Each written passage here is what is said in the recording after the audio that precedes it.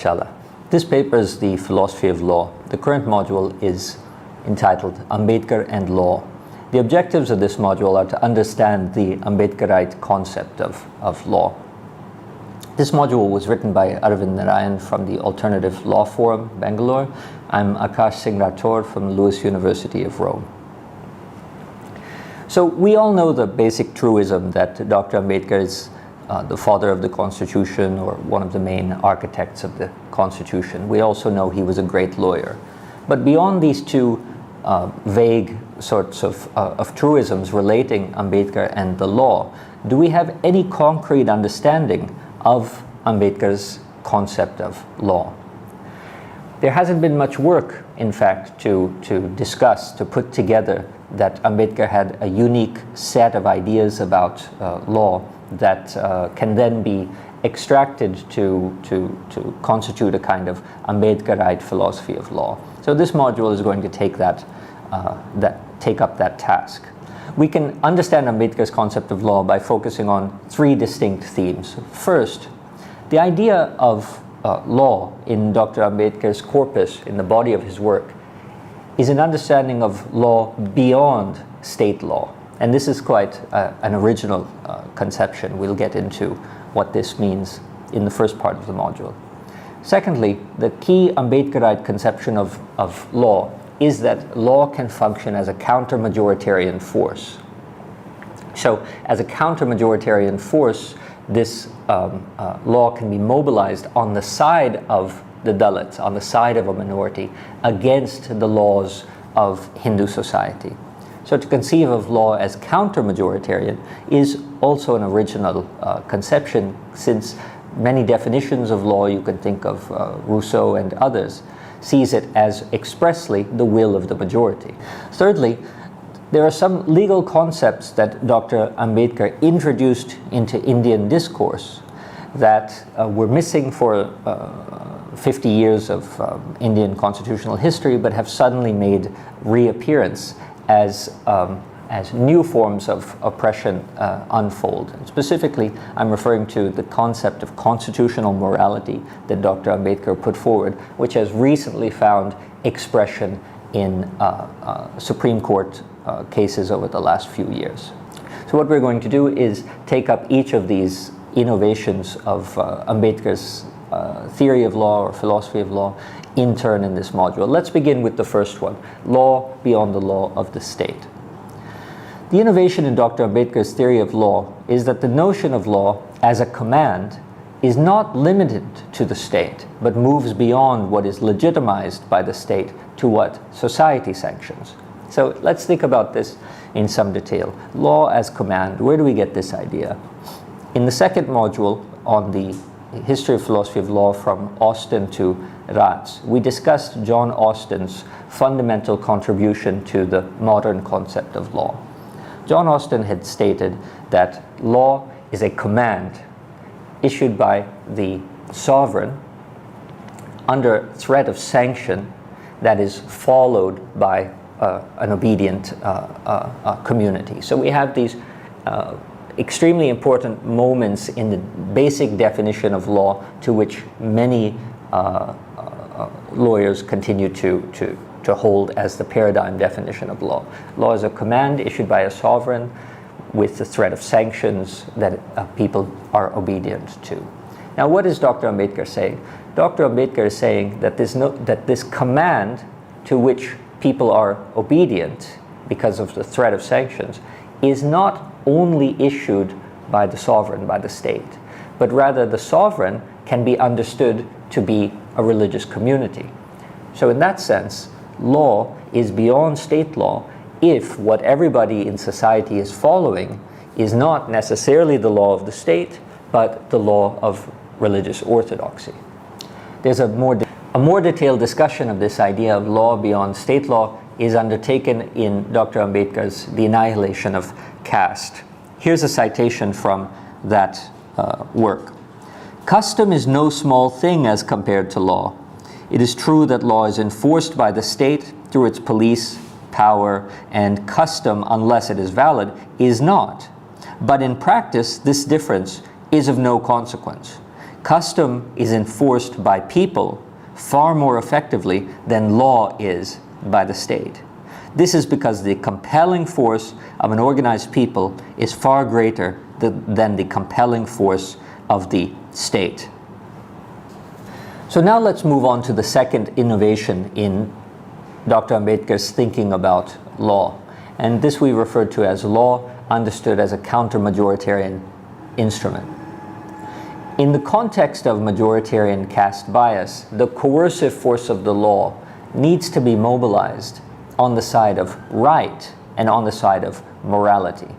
Now, interestingly, most theories of what law is assumes that law is in conformity with the majority's custom, practice, mores, understanding.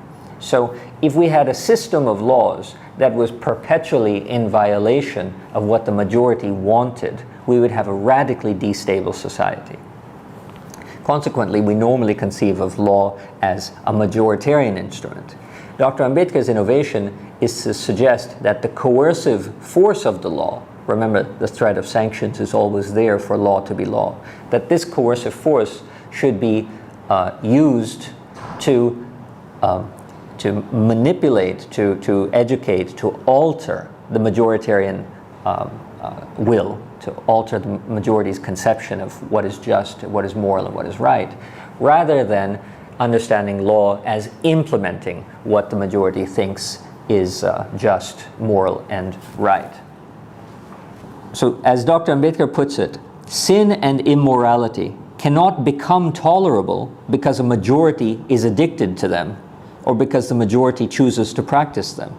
If untouchability is sinful and an immoral custom, then in the view of the depressed classes, it must be destroyed without any hesitation, even if it was acceptable to the majority.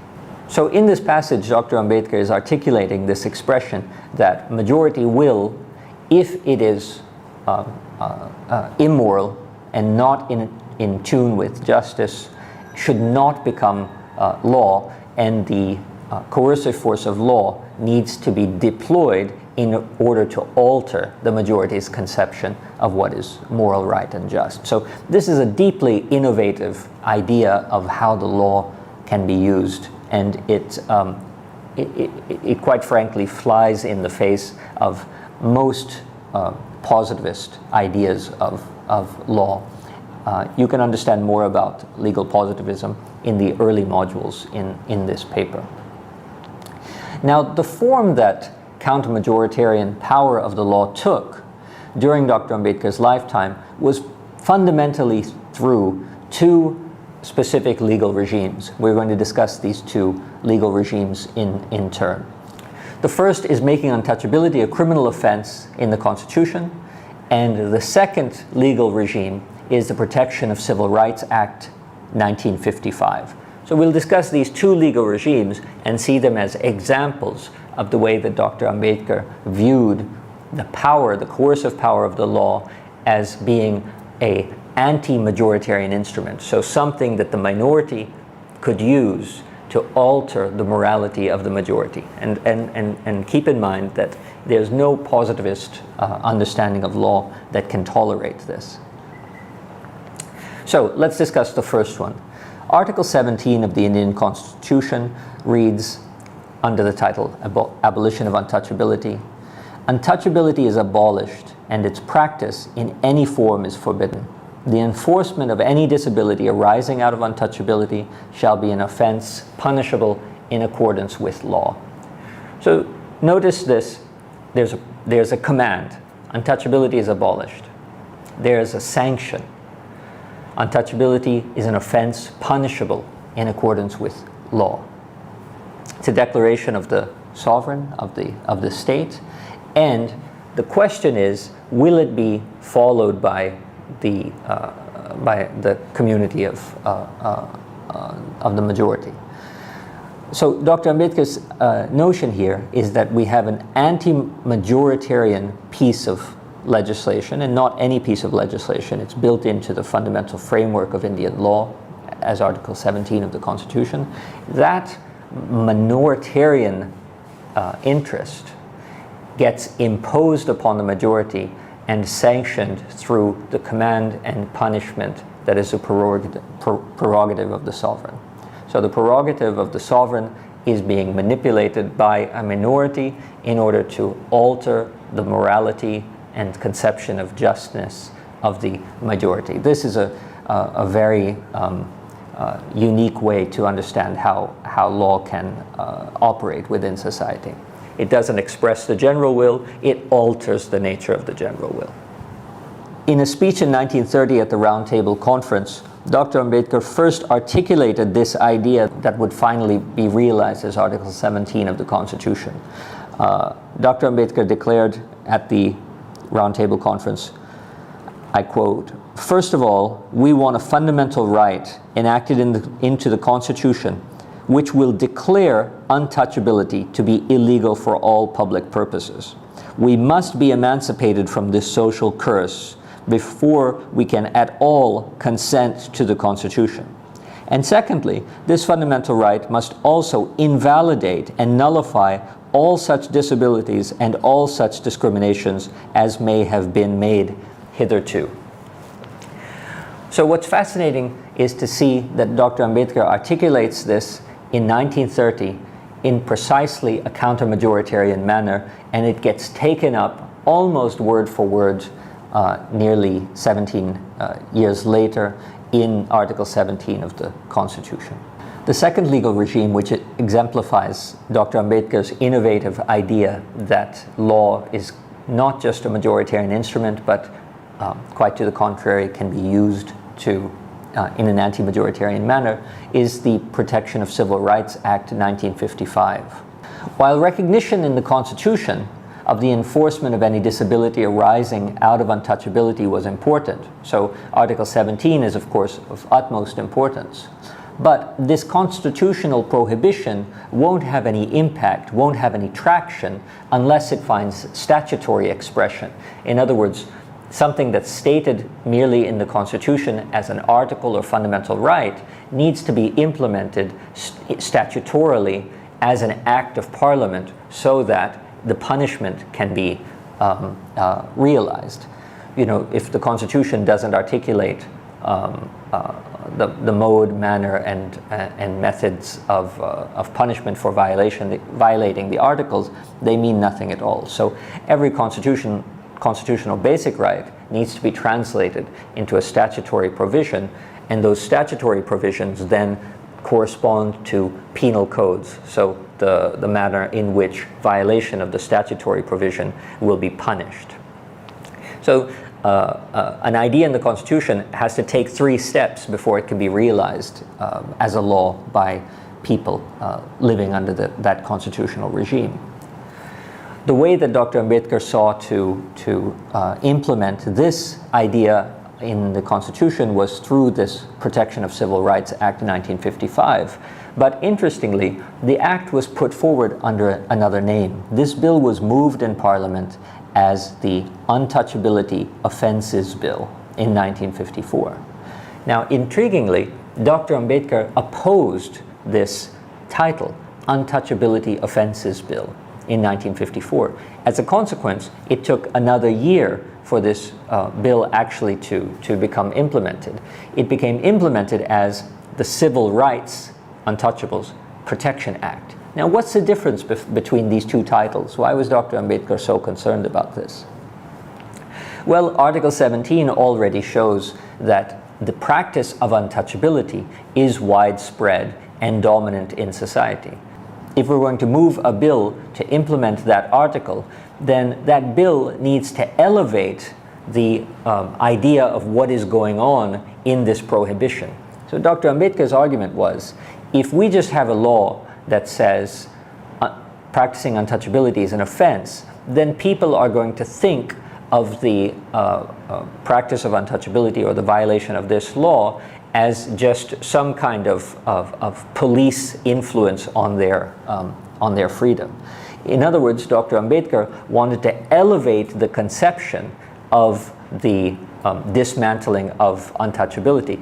This is a question not of a mere religious practice that the police don't allow you to perform. This is a question of people's fundamental civil rights.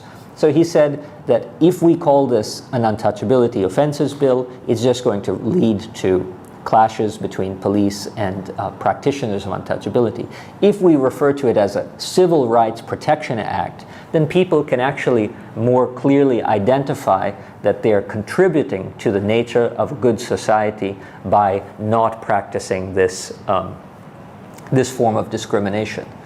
Thankfully, Dr. Ambedkar's view prevailed, and this bill finally got passed in 1955 under the title Protection of Civil Rights Act. So even the word untouchability, which Dr. Ambedkar had conceded could belong in the title of act, was ultimately removed. So these considerations about civil rights versus untouchability in specific allow us to see the way that the second innovation of Dr. Ambedkar leads into the third innovation in his unique conception of law. So the third innovation we defined as the legacy of Ambedkar's jurisprudence through terms that he introduced, such as constitutional morality.